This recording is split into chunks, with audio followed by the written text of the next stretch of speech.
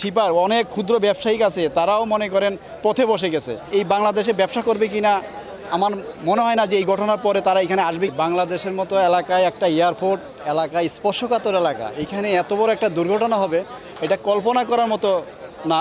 এখানে হাজার হাজার কর্মচারী এখানে জীবিকা নির্ভর করতেছে, তা কাজকর্ম করে।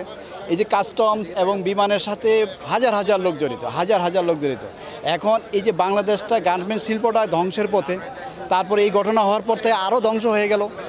বাংলাদেশের শিপার এই বাংলাদেশে ব্যবসা করবে কিনা আমার মনে হয় না যে এই ঘটনার পরে তারা এখানে আসবে কিনা।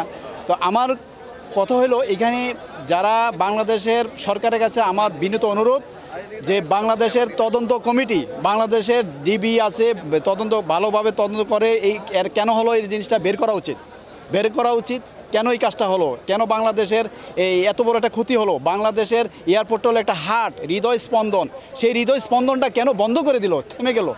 এই ক্ষতি মনে করেন সামলায় ওঠার মতো এই বাংলাদেশের আছে কি না এটাও ভেবে দেখতে হবে যে এত বড় একটা ক্ষতি, এত গার্মেন্টস শিল্পের ধ্বংসের নিচে চলে গেছে। শিপার অনেক ক্ষুদ্র ব্যবসায়িক আছে, তারাও মনে করেন পথে বসে গেছে। আমরা যারা সিএনএফ এজেন্ট এবং সিএনএফ লোকের যারা এখানে কর্মরত আছে তারা প্রত্যেকেই মনে করেন ক্ষতিগ্রস্ত। প্রত্যেকটা লোক আপনি দেখেন, শত শত লোক এখানে আমাদের আছে, আমাদের কোম্পানি জেন ট্রেডিং কর্পোরেশন, আমাদের এখানে শিপার আছে ইয়াং ওয়ান কর্পোরেশন। ইয়াং ওয়ানের হাজার হাজার কোটি টাকার ব্যবসা আছে এখানে। তাদের এই ব্যবসাগুলো, তাদের যে কাপড় ফেব্রিক্স বিদেশ থেকে যে আসে, আনুমানিক শত শত কোটি টাকার ব্যবসা করে তারা।